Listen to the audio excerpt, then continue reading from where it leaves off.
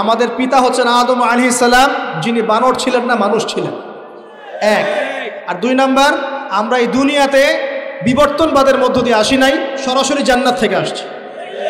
আল্লাহ পাক আদম আলাইহিস সালামকে জান্নাত থেকে দুনিয়াতে পাঠিয়েছে, জান্নাত থেকে সরাসরি দুনিয়াতে পাঠিয়েছে। বরং কোরআন এর উল্টা কথা বলেছে। কি কথা? কোরআন সূরা বাকারায় বলছে একটা জাতি ছিল, তার নাম বনু ইসরাইল। কি নাম? এই বনু ইসরাইলের মধ্যে একটা দলকে আল্লাহ পাক বলেছিলেন শনিবারের দিনে মাছ ধরবে না। কি বলেছেন? শনিবারে, এই যে সাগর আছে আপনাদের মনে করেন, এই শনিবারে মাছ ধরবে না। তো বনু ইসরাইল বেশি চালাক, অতি চালাক, যারা ওই যে প্যালেস্টাইন দখল করে বসে আছে, ওরা দাবি করে আর কি, আসলে এরা সত্যিকারের বনু ইসরাইল নয়, এরা ইউরোপিয়ান জিউস, এরা কিন্তু সত্যিকারের বনু ইসরাইল নয়। এখন এরা অতি চালাক, মাছ ধরে নাই, কিন্তু মাছ ধরার বাদ দিয়ে রাখছে, মাছ আসে বাদ দিয়ে রাখি, পরে ধরব। এই পাপের কারণে, এই সীমা লঙ্ঘন করার কারণে সূরা বাকারা এবং সূরা আরাফে আল্লাহ পাক বলেছেন ওই মানুষগুলোকে আল্লাহ পাক বানর বানিয়ে দিয়েছে। তাহলে মানুষ থেকে বানর হয়েছে এই দলিল কোরআনে আছে, পড়ে দেখেন। মানুষ থেকে যে বানর হয়েছে এই দলিল কোরআনে আছে, সূরা বাকারায় আছে, সূরা আরাফের মধ্যেও আছে। শনিবারের সীমা লঙ্ঘন করার কারণে এই অপরাধ, এই পরিণতি আল্লাহ পাক কিছু মানুষকে দিয়েছে। তারা এখনও জীবিত আছে কিনা আমরা জানি না, ওদেরকে আল্লাহ পাক মেরে ফেলেছেন না বেঁচে আছে আমরা এগুলো জানি না, কারণ কোরআন এগুলো নিয়ে কথা বলে নাই, এতটুকু কোরআন বলেছে।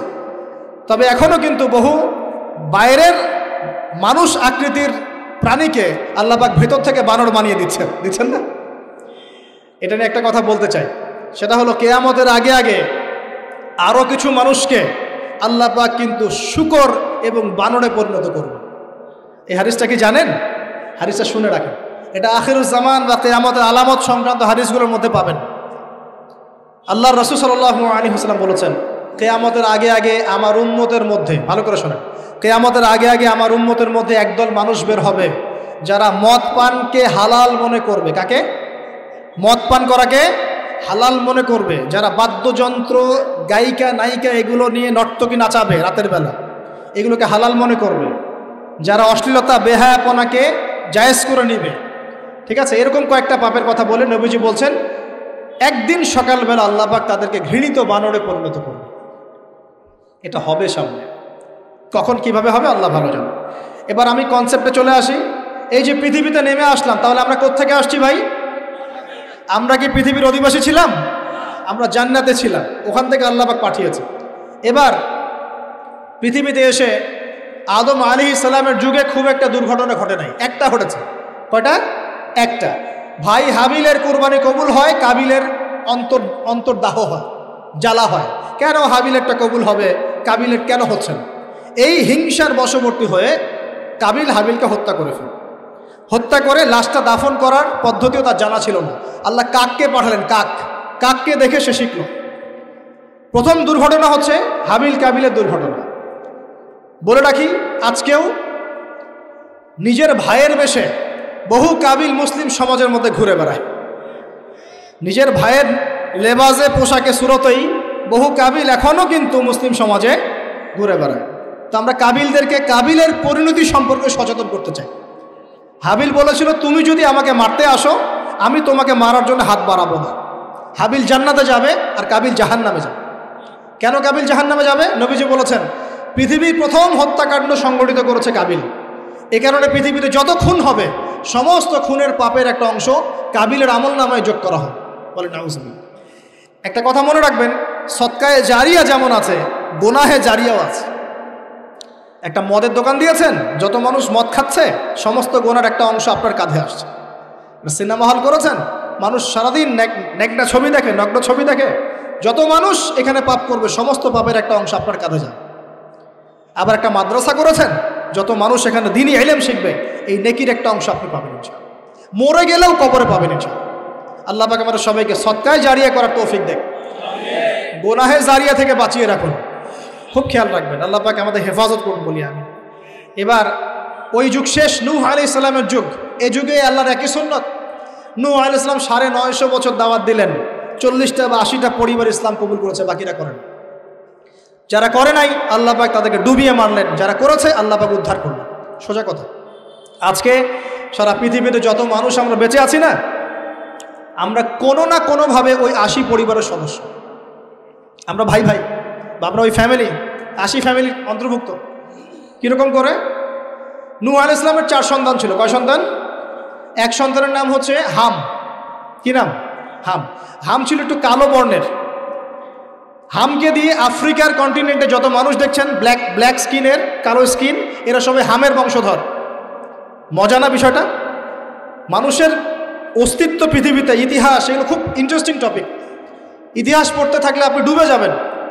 কত কি যে বিশ্বে হয়েছে আর কত কিছু হবে সামনে, সুবহানাল্লাহ। তখন আপনার অস্তিত্ব জানান দিবে যে আমি কত ক্ষুদ্র, মহাবিশ্ব কত বড়, আল্লাহ কত বড়, কত সময় চলে গেছে আর আমি এই সময় কি করছি। এক ভাইয়ের নাম শাম। এই শামকে কেন্দ্র করে এই আরবের যে মানুষগুলো আছে, আরব, অ্যারাবিয়ান, এরা শামের বংশধর। আরেক ভাইয়ের নাম ইয়াফাস। কি নাম?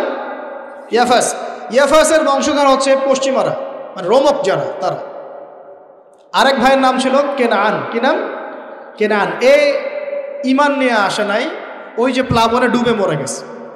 মরে যাওয়ার পরে আদম আলাইহিস সালাম বলেছিল, আল্লাহ আমার পরিবারের অন্তর্ভুক্তকে মাফ করে দাও। আল্লাহ বলেছেন, লাইসা মিন আহলিক, সে তোমার পরিবারের কেউ না।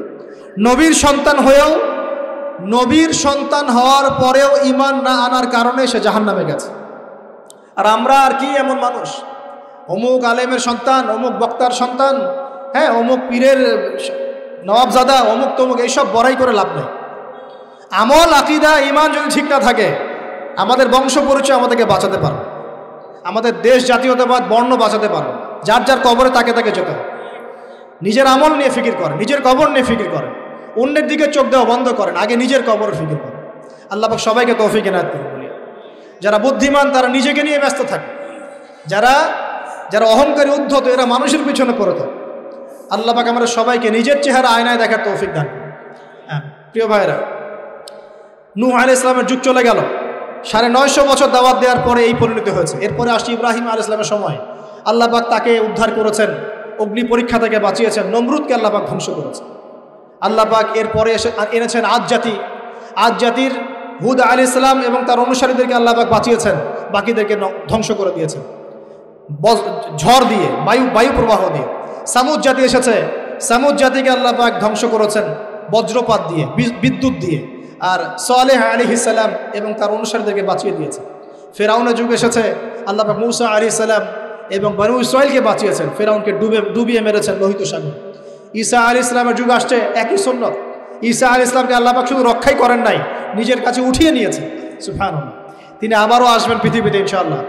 যতদিন না তিনি আসছেন এবং এই পৃথিবীতে 40 বছর রাজত্ব না করছেন, কিয়ামত হবে না ইনশাআল্লাহ। যতদিন পর্যন্ত ঈসা আলাইহিস সালাম আবার ব্যাক না করছেন এবং এই জেরুজালেম থেকে সারা বিশ্বে খিলাফা কায়েম না করছেন, 40 বছর শাসন না চালাচ্ছেন, কিয়ামতও হবে না ইনশাআল্লাহ। এটা সামনে অপেক্ষা করছে। এবং নবী সাল্লাল্লাহু আলাইহি ওয়াসাল্লামের যুগে আবু জাহেল, আবু লাহাব বা সাহেবাদেরকে আল্লাহ পাক ধ্বংস করেছেন, আল্লাহর নবী এবং সাহাবীদেরকে আল্লাহ পাক সম্মানিত করেছেন। আপনি কি পুরো হিস্ট্রির মধ্যে একটা সুন্নত দেখতে পাচ্ছেন, কমন সুন্নত? কি সুন্নত? প্রত্যেক যুগে যুগে যারাই আল্লাহর ওই যে বিধান মেনে চলেছে, সমকালীন নবী রাসূলদের আনুগত্য করেছে, আল্লাহ পাকের আনুগত্য করেছে, আল্লাহ পাক তাদেরকে উদ্ধার করেছেন দুনিয়াতেও পরকালে। প্রত্যেক যুগে যুগে যারাই আল্লাহকে মানে নাই, রাসূলকে মানে নাই, আল্লাহর আসমানি কিতাবকে মানে নাই, বিরুদ্ধাচরণ করেছে, কুফরি করেছে, শিরক করেছে, আল্লাহ পাক সবাইকে ধ্বংস করে দিয়েছেন, কারো কোনো পরোয়া করে না। এই সিলসিলা আজও অব্যাহত আছে, আগামীতেও থাকবে ইনশাআল্লাহ। এখন আমরা যারা এখন বেঁচে আছি, আমরা নবী সাল্লাল্লাহু আলাইহি ওয়াসাল্লামের ইন্তেকালের প্রায় 1450 বছর পরের মানুষ। আল্লাহর নবী এসেছেন এমন সমাজে, যে সমাজে শিরকের পাপ চলছে, সুদের পাপ চলছে, দুর্নীতি চলছে, আপনার কন্যা সন্তানকে জীবিত হত্যা করা হচ্ছে, আপনার মাদকদ্রব্যের সয়লাভ চলছে, মেয়েদের অধিকার দেওয়া হচ্ছে না, হ্যাঁ, গোত্রীয় হানাহানি চলছে। ওই সমাজটাকে তিনি 23 বছরের মধ্যে পাল্টে ফেললেন। কত বছর? 23 বছর। কিভাবে পাল্টালেন? উত্তর, তিনি প্রথমে জ্ঞানের চর্চা করেছেন। কিসের চর্চা? জ্ঞানের। আল্লাহ পাক প্রথম ওহী নাযিল করেছেন, ইকরা বিসমি রাব্বিকাল্লাযী খালাক, পড়ুন আপনার রবের নামে যিনি আপনাকে সৃষ্টি করেছেন। নবী সাল্লাল্লাহু আলাইহি ওয়াসাল্লাম, সাহাবীগণ কোরআনের 6টা হক আদায় করেছেন। কয়টা হক? 6টা। তারা কোরআন পড়া শিখেছেন। আমরা সবাই কোরআন পড়া শিখবো তো ইনশাআল্লাহ? তারা কোরআনের অর্থ শিখেছেন। আমরা কোরআনের অর্থ শিখবো তো ইনশাআল্লাহ? তারা কোরআনের আদেশগুলো মেনেছেন। আমরা কোরআনের সব আদেশ মানব তো ইনশাআল্লাহ? তারা কোরআনের সমস্ত নিষেধগুলো বর্জন করেছেন। আমরা নিষেধ বর্জন করবো তো ইনশাআল্লাহ? তারা কোরআনের দাওয়াত মানুষের কাছে পৌঁছে দিয়েছেন। আমরা কোরআনের দাওয়াত দিব তো ইনশাআল্লাহ। এবং 6 নাম্বার, তারা কোরআনের বিধানগুলোকে বাস্তবায়ন করেছেন। আমরাও বাস্তবায়নের চেষ্টা করব তো ইনশাআল্লাহ। এই 6টা হক আদায়ের ফলে 23 বছরের ব্যবধানে জাহেলি মক্কা একদম সোনালী মক্কায় পরিণত হয়েছে। 23 বছর পরের মক্কায় আপনি কোনো সুদ পাবেন, কোনো শিরক পাবেন, কোনো মূর্তি পূজা পাবেন, কোনো মেয়ের অবমাননা পাবেন, কোনো জেনা, কোনো ব্যভিচার, কোনো ধর্ষণ, কিচ্ছু পাবেন? 23 বছর পরের মক্কায় কোনো পাপ পাবেন না। কিভাবে সমাজ পরিবর্তন হলো? এই কোরআনের হক আদায়ের মধ্য দিয়ে হয়েছে, নবীর সুন্নাত প্রতিষ্ঠার মধ্য দিয়ে হয়েছে। এরপর কি থেমে গিয়েছিল? উত্তর না। এরপর আবু বকর সিদ্দিকের যুগ এসেছে, প্রায় 2 থেকে আড়াই বছর তিনি শাসন কার্য চালিয়েছেন। ওই যুগে কি মানুষ আবার খারাপ হয়ে গিয়েছিল? উত্তর না, বরং ইসলাম আরও বেগবান হয়েছে আলহামদুলিল্লাহ। এরপর এসেছে উমর রাদিয়াল্লাহু আনহুর যুগ। কত বছর? প্রায় 10 বছর। কত বছর? 10 বছর। এই 10 বছরে কি মুসলিমরা আবার খারাপ হয়ে গিয়েছিল? উমর রাদিয়াল্লাহু আনহুর কোর্টের মধ্যে কি প্রতিদিন কেস আসতো? সারা বছরে একটা কেসও আসতো না। মানুষ এত ভালো ছিল, সারা বছরে একটা কেসও আসতো না। বরং যারা রাষ্ট্রীয় পর্যায়ে দায়িত্বশীল ছিল তারা এসে বলতো যে আমাদের ভাতাগুলো বন্ধ করে দেন, বসে বসে বেতন নিব কেন, কোনো তো কেসই আসে না, বসে থাকবো কেন। এরকম সমাজ ছিল। একজন ব্যক্তি খুঁজে পাওয়া যেত না যে নামাজ পড়ে না, একজন মুসলিম পাওয়া যেত না যে জাকাত দেয় না সামর্থ্য থাকলে, এমন মুসলিম খুঁজে পাওয়া যেত না যে কোরআন পড়তে জানে না, হাদিসের চর্চা করে না, যে দাওয়াতি কাজ করে না, যে আল্লাহর পথে দাওয়াত এবং জিহাদে আত্মনিয়োগ করে না, এমন মুসলিমই খুঁজে পাওয়া যেত।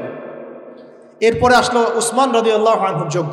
ওই যুগে ফিতনা শেষের দিকে সৃষ্টি হওয়া শুরু হল। কোন বিষয়কে কেন্দ্র করে? কোরআন সংকলনকে কেন্দ্র করে ফিতনা সৃষ্টি হল। আতাতায়ীদের, বিদ্রোহীদের হাতে উসমান রাদিয়াল্লাহু আনহুকে নির্মমভাবে শাহাদাত বরণ করতে হয়েছে। তিনি প্রায় 12 বছর শাসন কার্য চালিয়েছেন। ইসলাম আরও এগিয়ে গেছে। এরপর এসেছে আলী রাদিয়াল্লাহু আনহুর যুগ। আলী রাদিয়াল্লাহু আনহুর খেলাফতে ওই উসমান রাদিয়াল্লাহু আনহুর ঘটনাকে কেন্দ্র করে, হত্যাকাণ্ডকে কেন্দ্র করে মুয়াবিয়া রাদিয়াল্লাহু আনহু এবং আলী রাদিয়াল্লাহু আনহুর মাঝখানে একটা ব্যাটল, একটা যুদ্ধ হয়ে গেছে। এর নাম হলো সিফফিনের যুদ্ধ। কিসের যুদ্ধ? সিফফিন। যাই হোক, এক পর্যায়ে আলী রাদিয়াল্লাহু আনহুকে এরকম বিদ্রোহীদের হাতে, খারেজিদের হাতে শহীদ হতে হয়। বলেন ইন্না লিল্লাহি ওয়া ইন্না ইলাইহি রাজিউন। তারপরে হাসান রাদিয়াল্লাহু আনহু অল্প কয়েকদিন শাসন কার্য চালান। তারপর উম্মার ঐক্যের খাতিরে তিনি তার শাসন কার্যের ভারটাকে মুয়াবিয়া রাদিয়াল্লাহু আনহুর হাতে সোপর্দ করে দেন, যা ছেড়ে দিলেন। মুয়াবিয়া রাদিয়াল্লাহু আনহুর সময় থেকে উমাইয়াদের শাসন শুরু হয়। উমাইয়ারা শাসন করেছে প্রায় 132 হিজরি পর্যন্ত। কত হিজরি? 132 হিজরি পর্যন্ত, প্রায় 92 ইয়ার্স, 92 বছর তারা শাসন করেছে। এ সময় ইসলাম আরও এগিয়ে গেছে, পিছিয়ে যায় নাই। ফিতনা এসেছে, দমন করা হয়েছে। মুসলিমরা বীর দর্পে বিশ্বের বুকে শাসন কার্য চালিয়েছে। এরপর এসেছে আব্বাসীয়দের খেলাফত। জাব নদীর যুদ্ধে উমাইয়াদের পরাজয়ের পরে আব্বাসীয়রা ক্ষমতায় আসে। তারাও ইসলামকে এগিয়ে নেওয়ার চেষ্টা করছিল, ইসলাম এগিয়ে যাচ্ছিল, জ্ঞান বিজ্ঞানের প্রসার হচ্ছিল। আলহামদুলিল্লাহ, ইসলাম পিছিয়ে যায় নাই, মুসলিমরা পিছিয়ে যায় নাই। সারা বিশ্বে দাপটের সাথে আমরা চলেছি। তারপর আস্তে আস্তে ওই আব্বাসীয়দের পতন শুরু হলো। কাদের হাতে? এই তাতারিদের হাতে, মঙ্গোলিয়ানদের। মাত্র 40 দিনের ব্যবধানে পুরো বাগদাদের মধ্যে প্রায় 20 থেকে 25 লক্ষ মানুষকে হত্যা করা হয়েছে। বাইতুল হিকমা ধ্বংস করে দেওয়া হয়েছে, লাইব্রেরি ধ্বংস করে দেওয়া হয়েছে, বইপত্রকে নদীতে ফেলে দেওয়া হয়েছে। তারা ছিল উগ্র জাতি। মঙ্গোলিয়ানদের নাম শোনে নাই? হালাকু খান নাম শুনেছেন? চেঙ্গিস খান, হালাকু খান নাম শোনে নাই? ওদের হাতে মুসলিমদের ব্যাপক দমন পীড়ন সহ্য করতে হচ্ছে। এভাবে যুগে যুগে তারপর ক্রুসেডাররা আসছে। ক্রুসেড 1টা 2টা 3টা ক্রুসেড হচ্ছে। আস্তে আস্তে উসমানীয়দের রাইজিং হয়েছে, ফাতেমি খেলাফত এসেছে, মামলুকদের শাসন এসেছে, এদিকে মোগলরা শাসন করেছে, কর্ডোভার দিকে আব্দুর রহমান তারা শাসন করেছে। মানে এক কথায় সারা বিশ্বে মুসলিম শাসন ছিল। অটোমান এম্পায়ার 1923 এই সময়ের দিকে, 1914 থেকে 1923 এই সময় পর্যন্ত অটোমান এম্পায়াররাই বিশ্বে ছিল। তারপর প্রথম বিশ্বযুদ্ধে যখন তারা রাশিয়ার পক্ষ নেয়, এরপরে ব্রিটেন যখন জয়লাভ করে, এই সময় থেকে মুসলিমদের ডমিনেটেড হওয়ার সময়টা শুরু হয়েছে। তারপরে মুসলিমরা আস্তে আস্তে রাষ্ট্র ভাগ করে ফেলেছে। প্রত্যেক রাষ্ট্র টুকরা টুকরা হয়ে গেছে, ইউনিটি নষ্ট হয়ে গেছে, রাষ্ট্রের ভিতরে বিভিন্ন ফাসাদ তৈরি করে দেওয়া হয়েছে, মুসলিমদের ঐক্য ভেঙে গেছে, ইকোনমি দুর্বল হচ্ছে। সব মিলিয়ে আজকে মুসলিমদের আজকে এই অবস্থা হচ্ছে। আমাদের এখন যুবকরা চিনে না আল্লাহকে, নামাজ পড়তে মানুষ খুঁজে পাওয়া যাচ্ছে না, জাকাত দেওয়ার মানুষ পাওয়া যায় না। রমজান মাসে পার্ট টাইম রোজা রাখে, পার্ট টাইম তারাবি পড়ে, পার্ট টাইম জুমায় আসে, পার্ট টাইম ঈদে নামাজ পড়ে। প্রজন্ম আস্তে আস্তে এই জায়গায় চলে আসছে। আল্লাহকে চিনে না, রাসূলকে চিনে না, ইসলামের হিস্ট্রি জানে না, আমাদের শেকড় জানে না। এমনি এমনি হয়নি, লাস্ট 100 বছরে এই জায়গায় আমরা আসছি। লাস্ট 100 বছর হিস্ট্রি ভালো করে পড়ে দেখবেন, বলার সময় নাই এখানে। লাস্ট 100 বছর হিস্ট্রি পড়ে দেখবেন যে জায়গায় আমরা ছিলাম সেখান থেকে একদম তলানিতে নেমে চলে আসছি। এখন প্রশ্ন হচ্ছে, এই অবস্থায় কি চিরস্থায়ী থাকবো নাকি এখান থেকে আমরা সামনে যাব? সামনে যে এমনি এমনি যাওয়া হবে না এটা নিশ্চিত। সামনে যাওয়ার জন্য কিছু কাজ এবং ক্রাইটেরিয়া মেনটেন করতে হবে। আমরা জানি এরপরে আসবে ইমামুল মাহদির শাসন, তারপরে আসবে নবী ঈসা আলাইহিস সালামের শাসন, তারপরে দাজ্জালকে মেরে ফেলা হবে। আর দাজ্জালকে মেরে ফেলার আগে দাজ্জাল তার অনুসারীদেরকে নিয়ে বিশ্ব শাসন করবে 40 বছর। 40 বছর না, 40 দিন। 40 দিন। প্রথম দিন হবে 1 বছরের সমান, দ্বিতীয় দিন হচ্ছে 1 মাস, তৃতীয় দিন 1 সপ্তাহের সমান। তারপরে দিনগুলো আমাদের দিনের মতোই। এরপর ঈসা আলাইহিস সালামের আগমনের মধ্য দিয়ে তার ধ্বংস হবে। এরপর ইয়াজুজ আর মাজুজ বের হবে। ইয়াজুজ আর মাজুজ খুব হিংস্র হবে, তাদেরকে হত্যা করার ক্ষমতা মুসলিমরা থাকবে না। মুসলিমরা তুর পাহাড়ে আশ্রয় নেবে। আল্লাহ পাকের গজবে তাদের ঘাড়ের মধ্যে একটা ভাইরাস জন্ম নেবে, এতে তারা মারা যাবে। বড় বড় নখরওয়ালা প্রাণী আল্লাহ পাঠাবেন, পাখি, এরা এসে এদেরকে উঠিয়ে উঠিয়ে কোনো জায়গায় ফেলে দিবে, মহাবিশ্বের কোনো এক জায়গায় এনে ফেলে দেবে। তারপর আল্লাহ পাক বৃষ্টি বর্ষণ করবেন, প্রচুর বৃষ্টি বর্ষিত হবে এবং বিশ্বের এই জমিনটা উর্বর হবে। তখন একটা ডালিম দেখেছেন ডালিম? একটা ডালিম একটা পরিবার খাবে। একটা ডালিমের খোসার মধ্যে একটা পরিবার আশ্রয় নিতে পারবে। এত বড় বড় ফসল হবে। 40 বছর ঈসা আলাইহিস সালাম এই বিশ্বকে শাসন করবেন ন্যায়ের ভিত্তিতে, আদালতের ভিত্তিতে। ঘাটে মহিষে 1 ঘাটে পানি খাবে, বাঘে মহিষে 1 ঘাটে পানি খাবে, কেউ কারোর উপর জুলুম করবে না। এরপর তার বিয়ে শাদী হবে, সন্তান হবে এবং তার ইন্তেকালও হবে স্বাভাবিকভাবে, এবং তাকে দাফন করা হবে নবী মুহাম্মদ সাল্লাল্লাহু আলাইহি ওয়াসাল্লামের কবরের পাশে, রওজার পাশে। এরপরে মানুষ আবার খারাপ হওয়া শুরু করবে। এতটা খারাপ হবে যে মানুষ রাস্তার মোড়ে মোড়ে জেনা ব্যভিচারে লিপ্ত হবে না, কুকুর শেয়ালের মতো। এই অবস্থায় পশ্চিম দিক থেকে সূর্য উঠবে এবং ব্যবসায়ী ব্যবসা করতে বসেছে, কাপড় খুলেছে, এই কাপড় গুটিয়ে নেওয়ার আগে কিয়ামত হয়ে যাবে। একজন ব্যক্তি পানির বোতল খুলেছে, পানি মুখে দেওয়ার আগেই কিয়ামত হয়ে যাবে। একজন ব্যক্তি বাসা থেকে বের হয়েছে, বাসায় ফেরত যাওয়ার আগে কিয়ামত হয়ে যাবে। উটকে পানি পান করানোর আগে কিয়ামত হয়ে যাবে। ওই সময় তওবার দরজা বন্ধ হয়ে যাবে। এই ইসরাফিল আলাইহিস সালাম সিংহায় ফুঁক দিয়ে দিবেন, মহাবিশ্ব ধ্বংস হয়ে যাবে। আল্লাহ পাক দ্বিতীয় ফুৎকারের মধ্য দিয়ে আবার সবাইকে উঠাবেন এবং এই দুনিয়ার জীবনে আমরা যে কাজগুলো করেছি এর হিসাব আমাদেরকে দিতে হবে। সেদিন যদি আমরা আল্লাহর কাছে প্রত্যেকটা কাজের হিসাব দিতে পারি, কোরআন সুন্নাহর উপর থাকতে পারি, আল্লাহর বিধিবিধান মেনে চলতে পারি, এই কারাগারের জীবনে আল্লাহর বিধান মেনে চলতে পারি, ইনশাআল্লাহ যেই জান্নাত থেকে আসছি আবার সেখানে ফিরে যাবো। আর যদি ওই দিন আমরা হিসাব দিতে ব্যর্থ হই, আল্লাহ না করুক, তাহলে ওই ইবলিসের সাথে, তার অনুসারীদের সাথে আমাদের সবাইকে জাহান্নামে থাকতে হবে বলে না। এভাবে হিস্ট্রি শুরু হয়েছে, হিস্ট্রি শেষ হবে। এই দুনিয়া চিরস্থায়ী হবে না, আর আমাদের অবস্থা এমন থাকবে না। এখন শেষ কথা হচ্ছে, এই অবস্থা থেকে উত্তরণের জন্যে আমাদের কি করণীয় হচ্ছে? উত্তর, আমাদের প্রথম দরকার জ্ঞান চর্চা। কি দরকার ভাই? জ্ঞান চর্চা। প্রচুর জ্ঞান চর্চা প্রয়োজন, জ্ঞান নাই কিছুই করতে পারবে না। দ্বিতীয় কাজ হলো আমাদের সবার দরকার জানা অনুযায়ী আমল করা। জানা অনুযায়ী আমল করা, যে যত বেশি জানি আমল করার চেষ্টা করি, আল্লাহ পাক তৌফিক দান করুন। এরপর দরকার আদর্শ পরিবার গড়ে তোলা। পারিবারিক আদর্শ সুন্দর হলে পরে সমাজটা সুন্দর হবে ইনশাআল্লাহ। আল্লাহ পাক আমাদের সবাইকে আদর্শ পরিবার গড়ার তৌফিক দান। দিনদার মেয়েকে বিয়ে করবেন, দিনদার ছেলেকে বিয়ে করবেন, অল্পে তুষ্ট থাকবেন, পরিবারের বিষয়ে সবর করবেন এবং সন্ততিদেরকে মানুষ করে যাওয়ার চেষ্টা করবেন। এরপর দরকার আমাদের হালাল রিজিক। সবাই যদি হালাল রিজিকে সন্তুষ্ট থাকি, সমাজের মধ্য থেকে অন্যায় এমনি অটোমেটিক কমে যাবে ইনশাআল্লাহ। প্রত্যেকটা কাজ করার আগে চিন্তা করব কিভাবে করলে হালাল হবে, কিভাবে করলে হারাম হবে। এরপর দরকার নবী সাল্লাল্লাহু আলাইহি ওয়াসাল্লামের সুন্নাহ মাফিক জীবন গড়া। 24 ঘন্টার দিন রাতে যে কাজগুলো আছে, এই কাজগুলোকে নবীর সুন্নত অনুযায়ী করার চেষ্টা করব, আল্লাহ পাক তৌফিক দান করুন বলে। আরও দরকার আমর বিল মারুফের কাজ করা, মানে সৎ কাজে আদেশ করা। আমাদের সবাইকেই দাওয়াতি কাজ করতে হবে। একজন দুজন করবে, বাকিরা করবে না এমন নয়, সবাইকেই পার্ট টাইম হলেও দাওয়াতি কাজ করতে হবে। নামাজ আপনি পড়ছেন, নামাজের দাওয়াত দেন। আপনি জাকাত দিচ্ছেন, জাকাতের দাওয়াত দেন। আপনি রমজান মাসে রোজা রাখছেন, অন্য ভাইকেও রোজা রাখতে উৎসাহিত করেন। আপনি সুদ খাচ্ছেন না, অন্য ভাইকেও নিষেধ করেন, ভাই আপনিও খায়েন। আমি যা করি সেটা আপনি অবশ্যই প্রচার করবেন, আপনি যা করেন সেটা আপনি প্রচার করবেন, যা করেন না সেটা বলতে যাওয়ার দরকার নেই। তবে হ্যাঁ, আমলের কথা আপনি বলতেই পারেন। যদি আপনি তাহাজ্জুদ নিয়মিত পড়তে নাও পারেন, মানুষকে আপনি বলতে পারবেন তাহাজ্জুদ নামাজ পড়েন, তাহাজ্জুদ নামাজ পড়া ভালো। ইনশাআল্লাহ আস্তে আস্তে আপনি নিজেও আমল করার চেষ্টা করবেন। আল্লাহ পাক তৌফিক দান।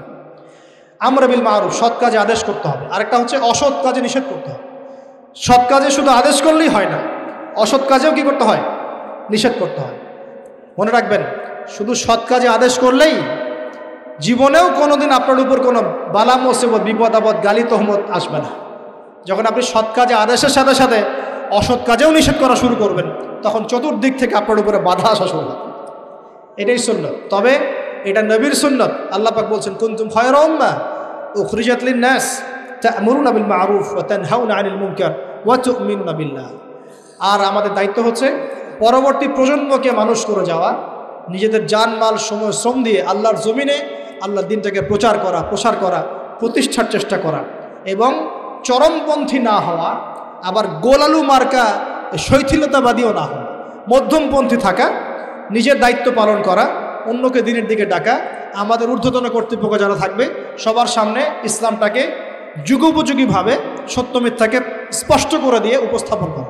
তারা যদি কবুল করে আলহামদুলিল্লাহ, যদি নাও করে তাদের দায়িত্ব তাদের, আমাদের দায়িত্ব আমাদের। That's all. আল্লাহ রাব্বুল আলামিন আমাদের সবাইকে কুরআন সুন্নাহ মাফিক জীবন গড়ার তৌফিক দান করুন, বলি আমিন। আমাদের সবাইকে আল্লাহ পাক পুরো ওয়ার্ল্ড হিস্ট্রি পড়ার তৌফিক দান করুন, কোরআনের জ্ঞানী হওয়ার তৌফিক দেখ, এর অর্থ বোঝার তৌফিক দান করুন, নবীর সুন্নাহ মাফিক জীবন গড়ার তৌফিক দান করুন, হালাল খাওয়ার তৌফিক দেখ, আদর্শ পরিবার গড়ার তৌফিক দান করুন, এবং দিন ইসলামকে বিজয়ী করার জন্য আমাদের জানমাল, সময়, শ্রম ব্যয় করে আল্লাহর পথে কাজ করার তৌফিক এনায়েত করুন। সকলেই বলে আমিন। আকুলু কওলি হাযা আস্তাগফিরুল্লাহ লি ওয়া লাকুম ওয়া লিসাইরিল মুসলিমিন।